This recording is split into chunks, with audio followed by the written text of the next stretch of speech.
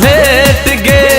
करी है हमरा से भेट गे तोरे आस लगा के रहबो भोर भिन सर साज गे तोरे आस लगा के रहबो भोर भिन सर साज गे बुझल है। चोरा के आबी हाँ टिकली गाछी चोरा के आबी हाँ टिकली गाछी कर लब के सेट गे तोरे आस लगा के रहबो भोर भिन सर साज गे हाँ तोरे आस लगा के रहबो भोर भिन सर साज गे। हजुर ले भने कोठामा आउँछु लुके हजुर ले भने कोठामा सक्दिन बस्न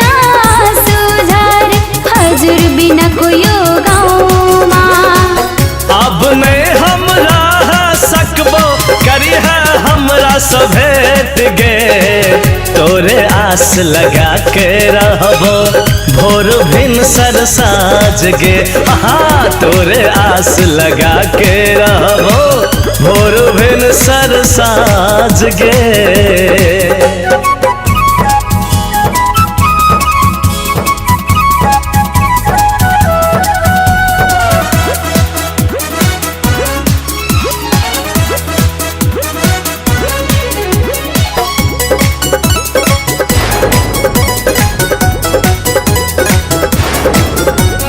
चमकै छो तोहर टिकली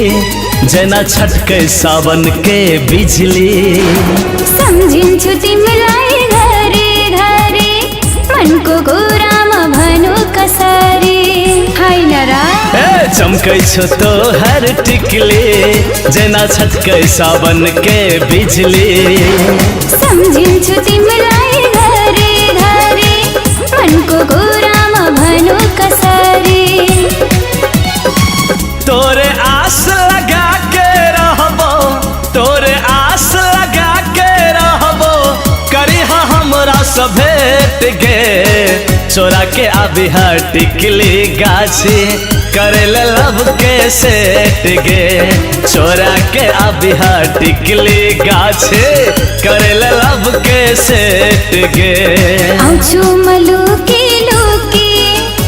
हजुर ले भने कोठामा सक्दिन बस्न सुझारे हजुर बिना को यो गाउँमा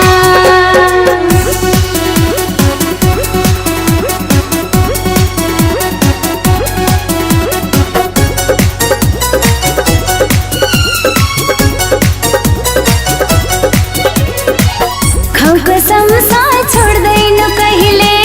साथ छुटे साथ छोडिन्छ तहिले हाँ खचियो कसम साथ नहीं छोड़बो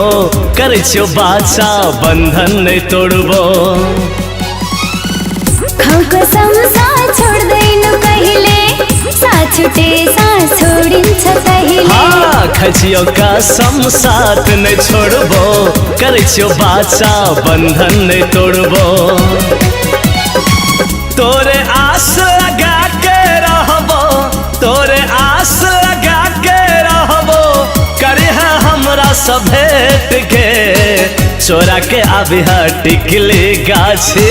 लब के करिहा सेट गे। चोरा के आबिहा टिकली गाछे